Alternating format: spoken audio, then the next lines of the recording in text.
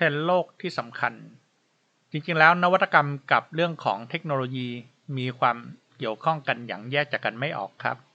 เทรนด์ของเทคโนโลยีต่างๆที่กำลังจะเข้ามาจะเป็นตัวบ่งชี้ว่าโลกเรากำลังจะพัฒนานวัตกรรมไปในทิศทางไหนผมได้เลือกเทรนด์ของเทคโนโลยีที่สำคัญของโลกมา5เรื่องครับมาแบ่งปันเล่าสู่กันฟังพร้อมกับวิเคราะห์ว่ามันจะเข้ามาสร้างการเปลี่ยนแปลงโลกได้อย่างไรเรามาเริ่มกันที่เทรนด์แรกครับเทรนด์แรกเป็นเรื่องของ additive manufacturing หรือจริงๆแล้วพวกเรารู้จักกันทั่วไปในชื่อของ 3D printing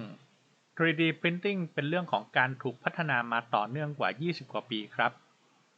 ดังมีตัวอย่างเรื่องของแอปพลิเคชันการใช้ 3D printing ในอุตสาหกรรมต่างๆอย่างเช่นวิดีโอต่อไปเหล่านี้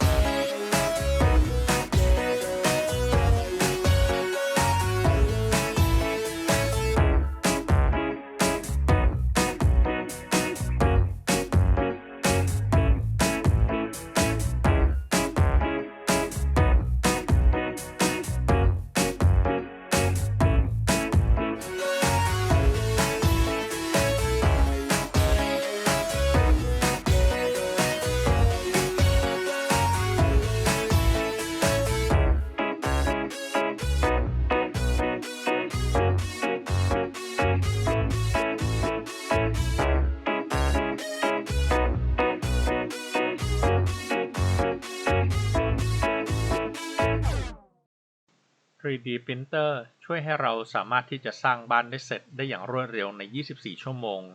ภายใต้ทุกสภาวะอากาศทั้งร้อนฝนหรือหิมะตกเหตุผลเพราะว่าก่อนที่เราจะสร้างบ้านครับเราก็ทำอาคารชั่วคราวอย่างเช่นเอาเต็นท์ไปกางไว้ก่อนแล้วเราก็เอา 3D Printer เนี่ยไปไว้ข้างในแล้วก็เริ่มปริ้นบ้านทำให้เราสามารถที่จะทำงานได้ง่ายและเร็วขึ้นนอกจากนั้นข้อดีของ 3D Printer ในการสร้างบ้านก็คือว่าเราสามารถที่จะสร้างบ้านในพื้นที่ที่เข้าถึงได้อย่างลำบากครับอย่างเช่นบนภูเขาสูงในป่าหรือเกาะกลางทะเลซึ่งมีอุปสรรคมากมายในการขนส่งอุปกรณ์หรือโครงสร้างหลักที่ใช้ในการสร้างบ้านเช่นเสาเหล็กหรือกระเบื้องต่างๆที่มีน้ำหนักมากการใช้ 3D Printer ซึ่งวัสดุเป็นผงก็จะสามารถที่จะส่งไปถึงในพื้นที่ต่างๆได้ภายใต้ต้นทุนการขนส่งที่คุ้มค่าเท่านั้นไม่พอครับรูปแบบของ 3D Printer ยังทำให้เราสามารถที่จะ Customize คือปรับแต่งรูปแบบของบ้านได้ถูกต้องตามใจผู้อยู่อาศัยและยังสามารถที่จะทำซ้ำได้ด้วยมาตรฐานเดียวกันในกรณีที่ต้องการทำมากกว่า1หลังและนี่เป็นข้อดีของ 3D Printer ครับอย่าเข้าใจผิดนะครับว่า 3D Printer จะสามารถปริ้นบ้านได้ทั้งหลังจริงๆแล้วในวงการเขาใช้ 3D Printer ในการปริ้นโครงสร้างเท่านั้นเองครับพอโครงสร้างเสร็จสมบูรณ์เรียบร้อยก็เอาวัสดุตกแต่งผิวเนี่ยกรุทับทำให้คนเข้าอยู่อาศัยเนี่ยมองไม่ออกเลยด้วยซ้ำว่าบ้านหลังนี้ใช้ 3D Printer หรือเปล่าถัดมาครับเราลองมาดูการใช้ 3D Printer ในแวดวงอาหารกัน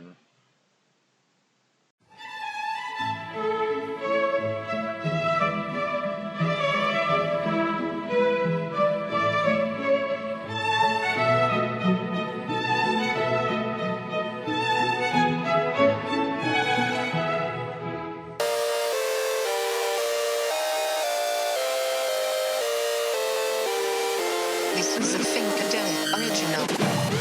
Food Inc.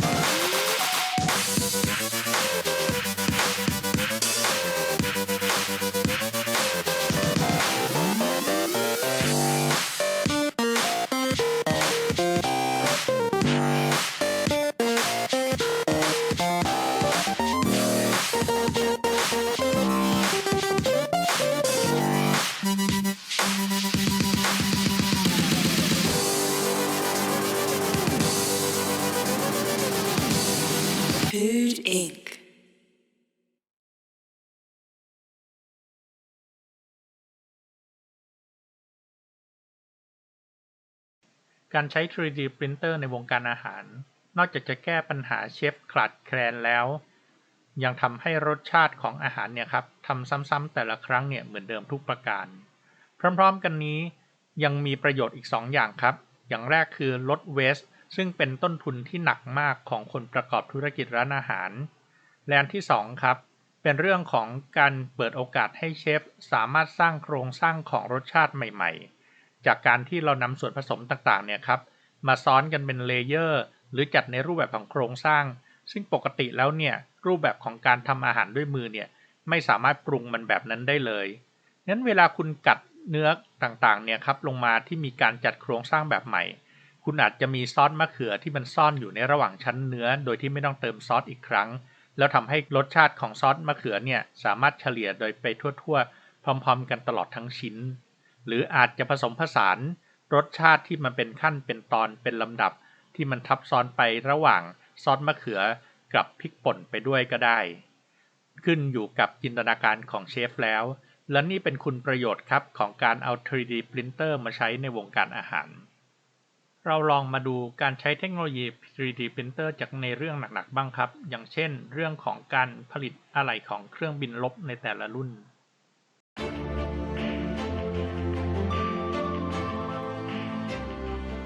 We are seeking to use additive manufacturing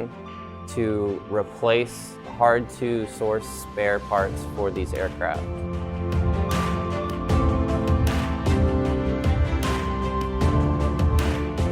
Mammals is an American Makes program that is specifically designed to use additive and advanced manufacturing technologies to sustain aging aircraft for the Air Force. Our engineers will go out into the field at the Air Logistics Center where the planes are being repaired. They typically bring their Creaform handy scan the parts that are damaged. We take the 3D point cloud generated by the laser scanner. We take the file into SolidWorks where we can make modifications and bring that into 3D Sprint for printing. The benefit is really just-in-time inventory control. Having your parts when you need them is perfect for aerospace sustainment. The Figure 4 will enable high-tolerance parts at a speed that we have not seen before, that are repeatable and scalable. The goal of the Mammals Phase 3 effort is to evaluate and advance Figure 4 materials and technology for supplying real components for aerospace sustainment.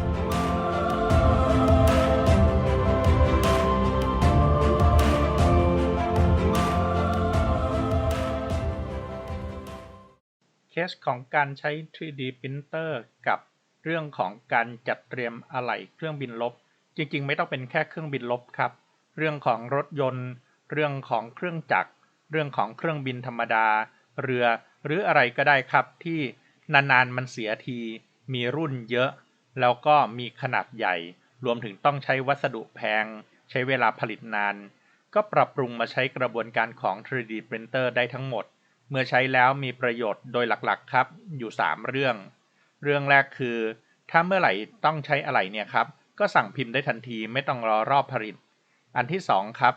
อันที่ยังไม่ได้ใช้ก็ไม่ต้องผลิตมากองไว้ให้เปลืองสต็อกหรือเปลืองเงินลงทุนที่จมเอาไว้อีกและอันที่3ครับที่สำคัญมากก็คือว่าไม่ต้องส่งเดินทางระหว่างประเทศครับทำให้ประหยัดค่าขนส่งขณะเดียวกันก็ยังประหยัดในเรื่องของ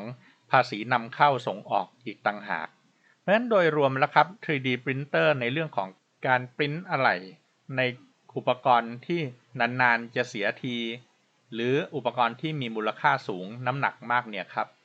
ได้ประโยชน์อย่างมากๆสุดท้ายครับเรามาดูเรื่องของการใช้ 3D printer ในวงการแพทย์กันบ้าง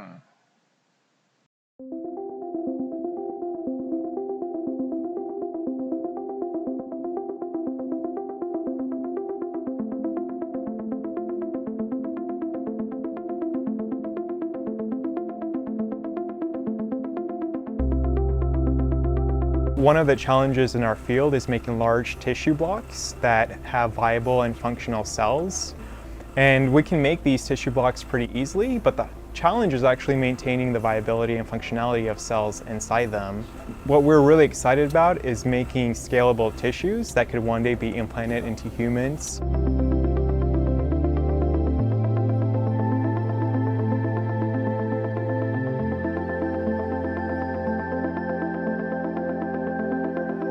When you think about your body, your lungs, your heart, and other tissues are constantly in motion. And so the fact that we're beginning to explore the 3D printing of these dynamic structures, such as valves or dynamic lung-like tissues, is incredibly important for the field.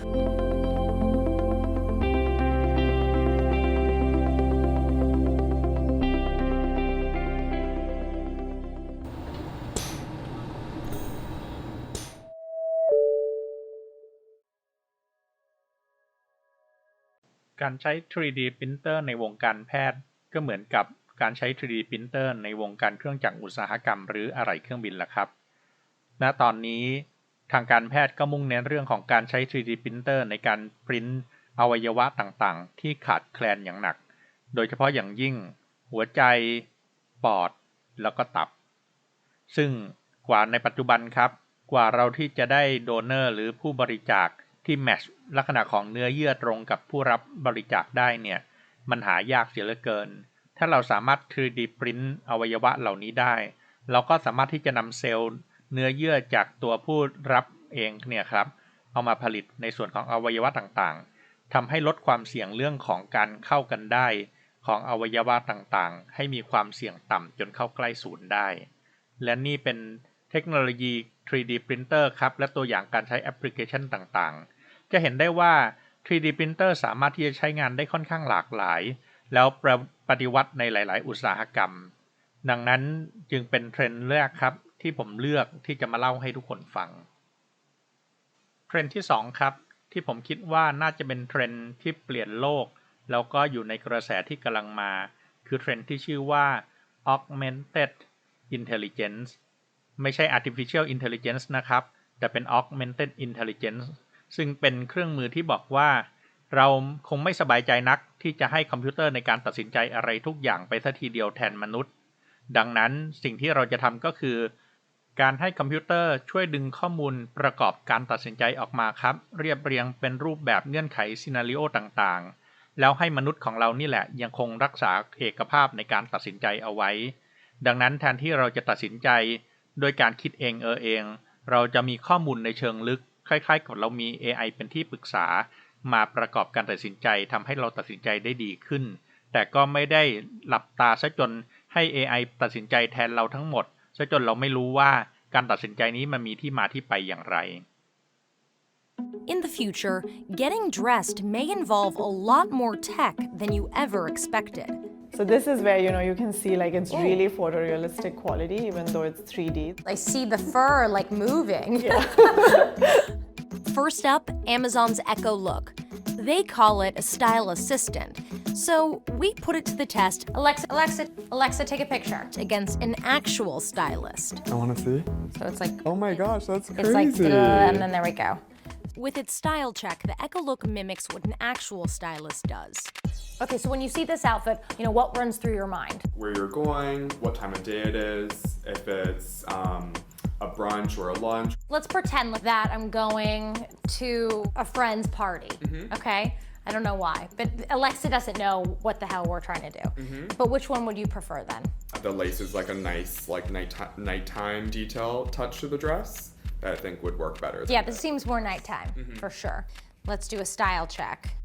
Its review takes some time, but when it's done, it ranks which one it likes the best. According to Alexa, I am supposed to wear the light blue daytime outfit. Oh, they say the color's better for you, the outfit shape works better for you.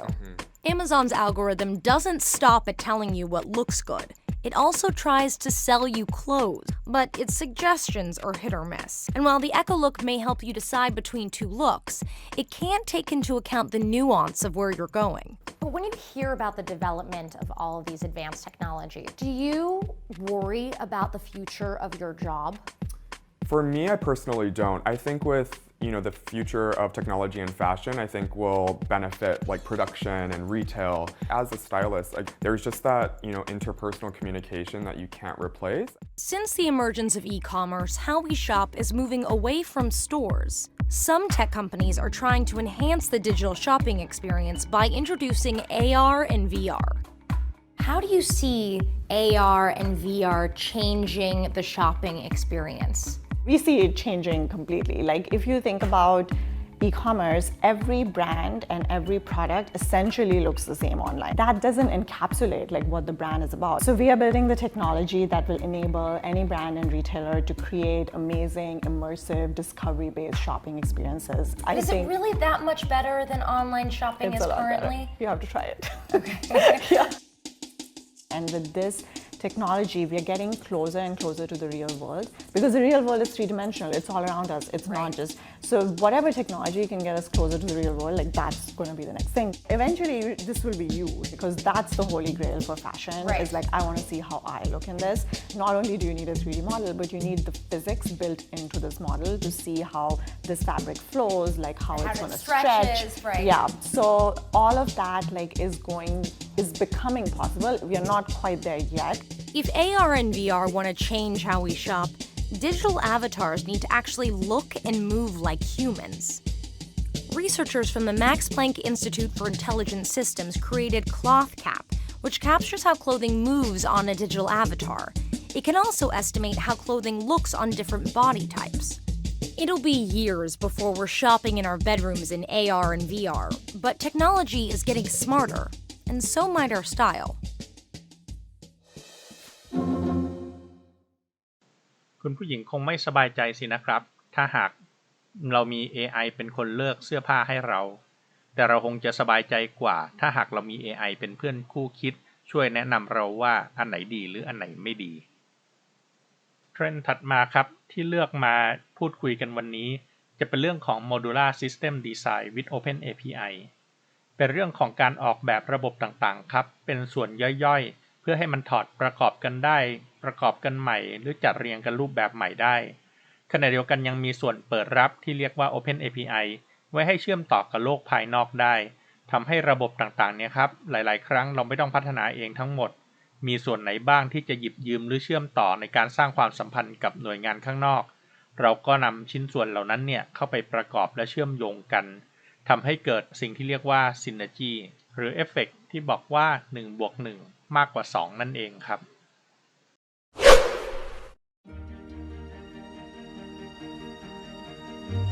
In response to rising construction demand and a severe shortage of skilled labour in the workforce,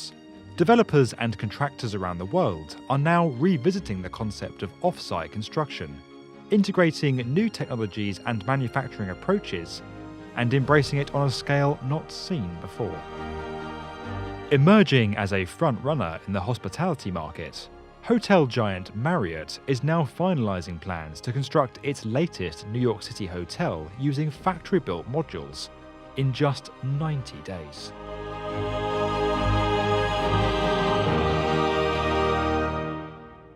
Set to stand 26 stories high, Marriott's new AC Nomad Hotel will be the tallest prefabricated structure of its kind anywhere in the world. Designed by Danny Forster and Architecture, the hotel uses symmetry to make efficient use of its small Manhattan site, while offsetting the tower to the street in order to create a more dynamic and visually appealing form. Two key factors drove Marriott's decision to embrace an off-site modular construction approach: speed of delivery and cost. With high construction demand and a severe shortage of skilled labour in the United States construction sector, Marriott has seen the average build time for its new US hotels rise by 50% since 2011,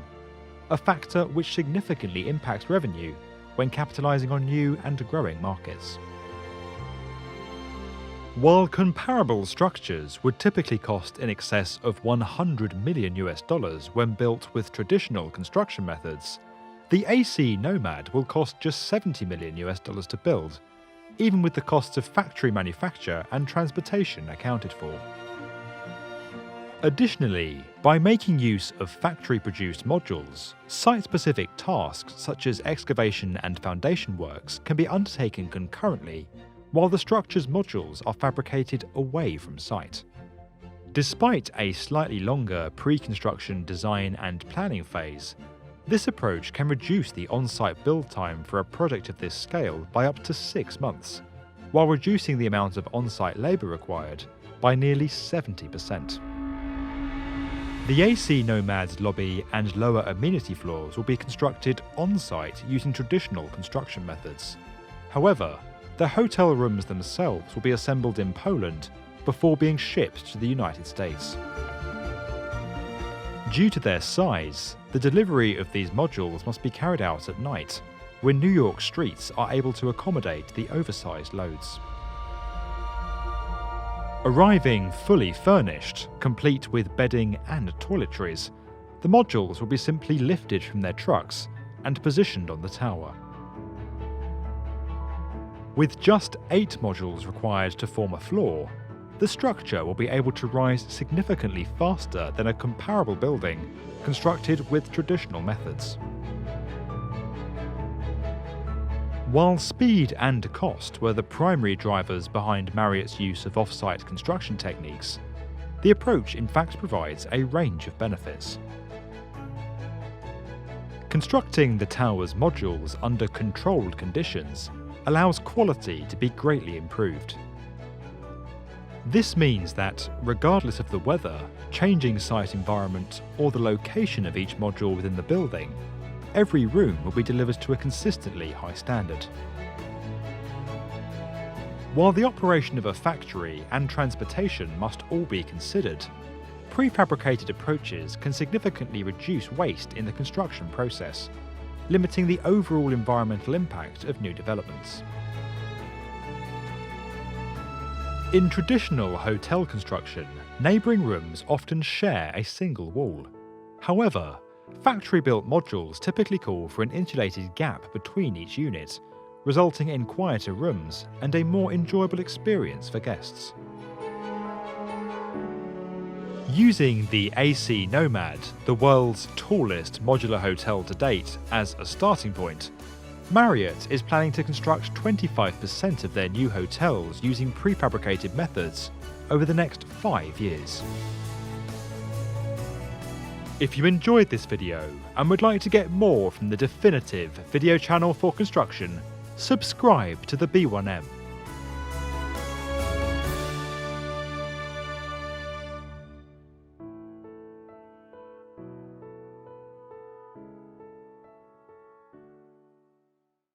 What if you could pay extra on your next flight to make it feel more like a cruise ship, with access to a daycare, a co-working space, or a full restaurant and bar? For most people, flying is terrible. But the next level of flying might be modular cabin experiences, ones that are loaded onto the plane in between flights and are supposed to be accessible to everyone. Here we go.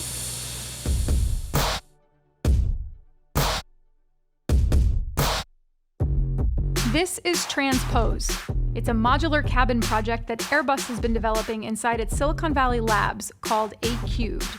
The engineers in the project are taking inspiration from cargo planes and applying the same loading and unloading concept to passenger planes. Cargo planes, like the kind used by shipping companies, often load and unload cargo using giant pallets that are moved throughout the aircraft on rollers. The minds at Airbus think that you could replace that cargo with an experience. The idea being it could both improve travel for consumers and give the airlines and other brands opportunities to charge them for it.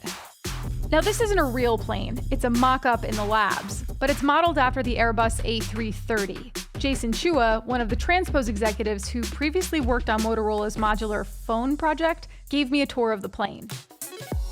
So we are boarding through the door 4 area, and we're gonna enter the plane from the rear. So this first experience that we're entering is a sleeping area. Unlike business class right now, it takes up a lot of room. We're actually stacking 4 people vertically, which makes it a lot more financially viable. Another thing that airplane cabins today aren't really designed for is traveling in groups of of friends or sports teams, or just with families with young kids. This is a place where families can, really spend some good time together. These seats actually flip down and creates this large open space for kids to sit down and play with trucks and stuff like that. So this is our restaurant area. In flight, this looks like a cocktail table, but for taxi takeoff and landing, just grab this, flip look it at down, that. and you can sit down and buckle in.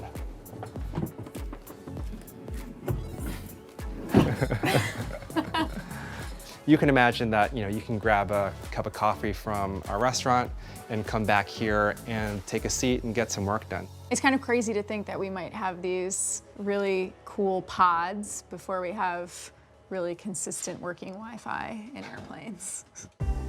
Airbus has imagined other scenarios for a modular cabin that we didn't get to try firsthand. Things like a cycling studio, or a day spa, or a name brand coffee shop.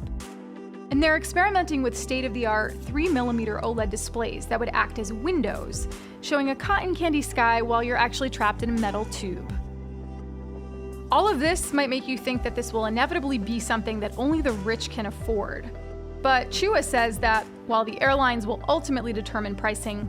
Airbus imagines these experiences will be priced at the premium economy level if they're able to maintain the same seating density. He also says he thinks people will use the modules like they do on a cruise ship, roaming freely around the plane. We want to make flying feel more human. So, this could be your office or co-working space. The restaurant could be any nice restaurant. And so we want people to feel more at home when they fly rather than like they are trying to fit into something that's not been designed for them. So I've done a lot of hands-on videos before, but I'll say this, I've never done a hands-on with a plane, at least until now. The engineers let me help load one of the modules onto the aircraft. You're just loosening it. It's all you. I've got it. Oh, it doesn't look like you have much room to go through there. I say this like I know. In order to load a module onto the plane, they're partly relying on the existing infrastructure from a cargo aircraft. But they removed the ball mat and rollers that are normally used, saving about a ton of weight in the process. Instead, they embedded 8 air casters into the module. These are built to withstand up to 16,000 pounds, which is well within the maximum weight of a fully loaded 10,000-pound module. And all of this is happening remarkably fast, at least in the labs. The Transpose team claims it can swap out an entirely new module in well under an hour. Right now, aircraft take about 30 days to do a change of a cabin. We're trying to take that customization period from 30 days to about 30 minutes. So we're actually targeting about 15 minutes per module at this point. How can you be sure that everything is safe and secure and sealed in that amount of time? We're actually using proven engineering connections, so seat track attachments, which is what connects our current seats to the aircraft. We're using those same exact connection points. We're using the same exact processes that cargo aircraft use for loading on board an aircraft, and so we're trying to reuse a lot of this existing work and only change the things that we want to change, like the experiences and the way that the cabin is architected. That doesn't mean the Transpose team has it all figured out just yet. There are still other safety and design aspects to consider. Things like the placement and accessibility of oxygen masks, how quickly it will take people to get into their seats if there's turbulence, or even how doors might be designed differently in a modular cabin. We've got an additional floor structure that's on top of something that wasn't meant to handle that additional floor structure. Even though it's a really small floor structure, about 2 inches, you have to handle that 2 inches slope down to the actual door. Trying to solve something to where you're not taking up any existing cabin interior space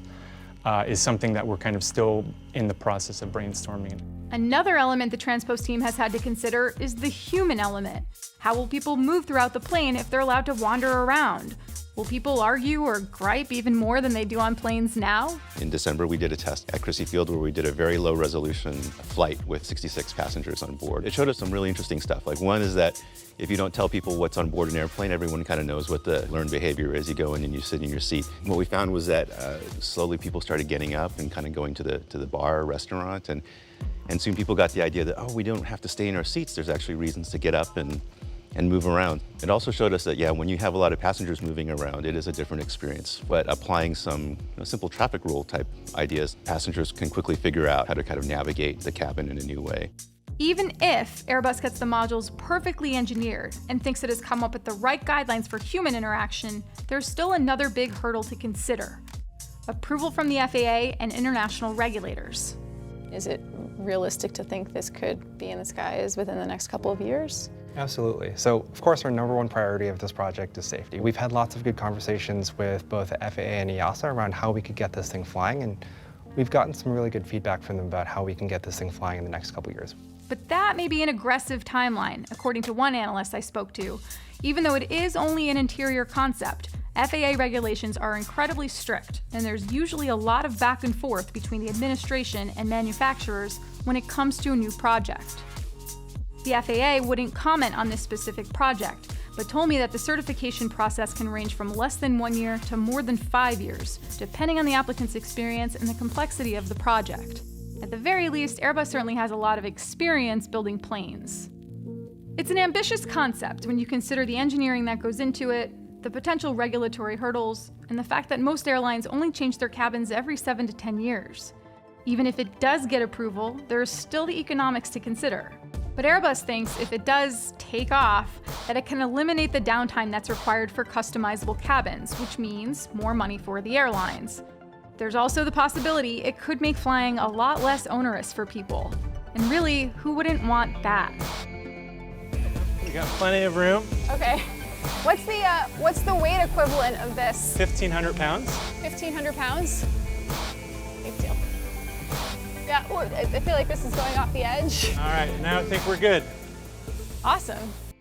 เมื่อเราออกแบบทุกอย่างไว้เป็นโมดูลเราก็จะสามารถคัสตอมไมซ์โปรดักต์ของเราได้ตามความต้องการของลูกค้าในต้นทุนที่ถูกหรือเรียกว่า Concept Mass Customization นี่เองครับ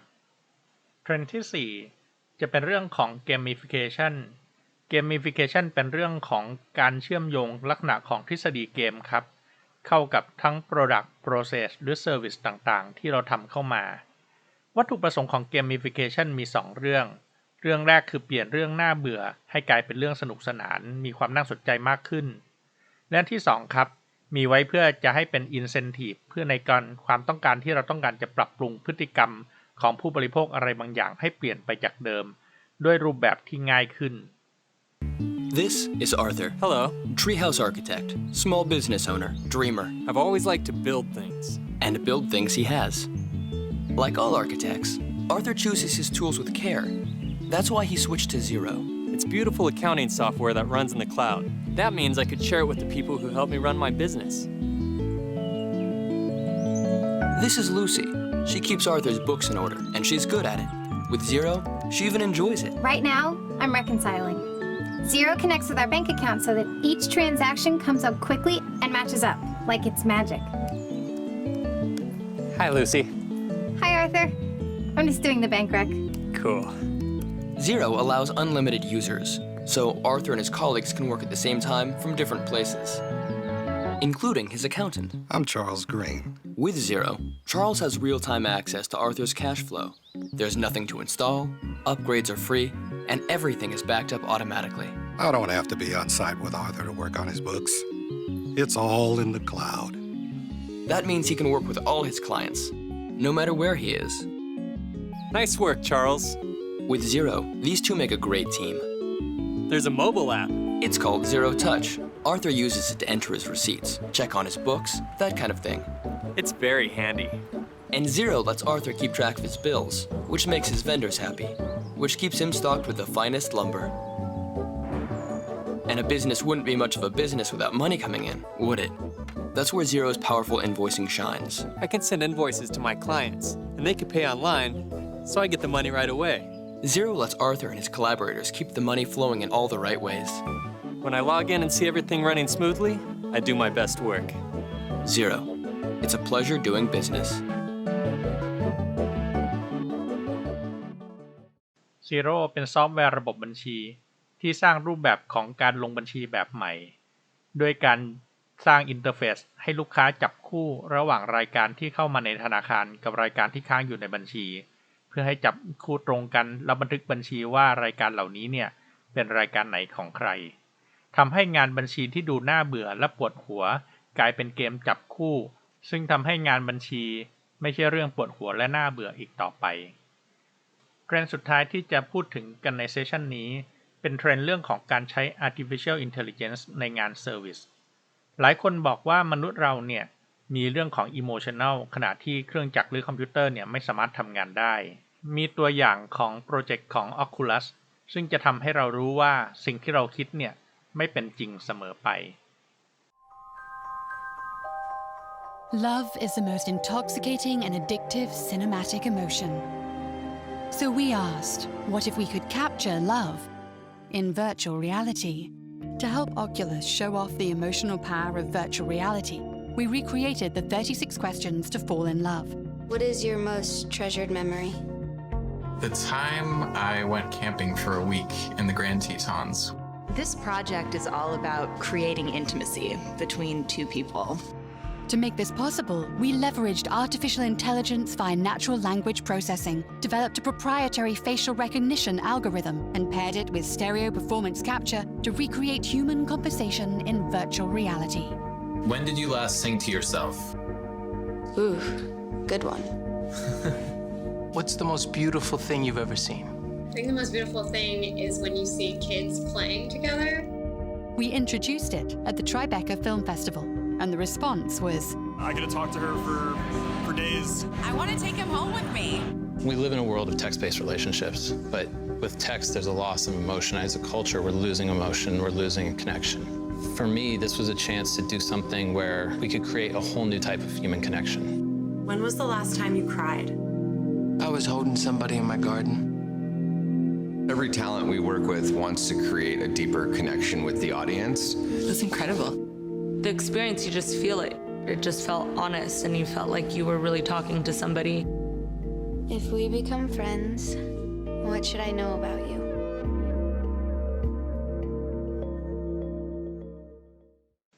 ด้วยเทคโนโลยีของ AI ในปัจจุบันครับคอมพิวเตอร์สามารถเก็บรายละเอียดวิธีการแสดงออกของอวัจนภาษาลักษณะหน้าตาท่าทางของเราได้ในการแสดงออกถึงอารมณ์ต่างๆโดยการเก็บข้อมูลดังนั้นถ้าเราคิดว่า AI หรือระบบคอมพิวเตอร์เนี่ยไม่สามารถที่ทำให้เราสร้างอารมณ์ได้เนี่ยผมว่าเป็นเรื่องที่เราเข้าใจผิดด้วยเทคโนโลยีการแสดงภาพที่พัฒนาขึ้นในปัจจุบันจาก 2K เป็น 4K จนปัจจุบันเป็น 8K ความละเอียดของหน้าจอมีความละเอียดเพิ่มขึ้นเรื่อยๆและความละเอียดของการคำนวณของคอมพิวเตอร์สามารถแสดงอารมณ์ได้ดีขึ้นเรื่อยๆการที่จะมี Virtual Assistant การใช้ระบบคอมพิวเตอร์ในการสื่อสารรวมถึงการแสดงอารมณ์ทำให้คนที่ใช้บริการของเราเนี่ยคิดว่าคุยกับมนุษย์อยู่ก็มีความเป็นไปได้สูงทีเดียวและนี่คือเทรนด์ทั้ง5ครับที่ผมคัดเลือกมาพูดคุยกันในรอบนี้เพราะคิดว่ามันมีผลกระทบทั้งเศรษฐกิจและสังคมอย่างต่อเนื่องจึงเอามาพูดคุยให้พวกเราได้รู้ครับและเตรียมตัวรองรับอนาคตเข้าไว้ครั้งหน้าเราจะมาพูดถึงการคิดนวัตกรรมกันว่าเราเห็นแล้วครับตัวอย่างของนวัตกรรมมีมากมายเทรนด์ต่างๆก็มีการเปลี่ยนแปลงขึ้นมาในโลกและเราถ้าจะต้องคิดนวัตกรรมเพื่อจะออกแบบธุรกิจของเราออกแบบ Product ออกแบบบริการหรือออกแบบกระบวนการต่างๆเนี่ยมันต้องทำยังไงบ้างพบกันครั้งหน้าครับ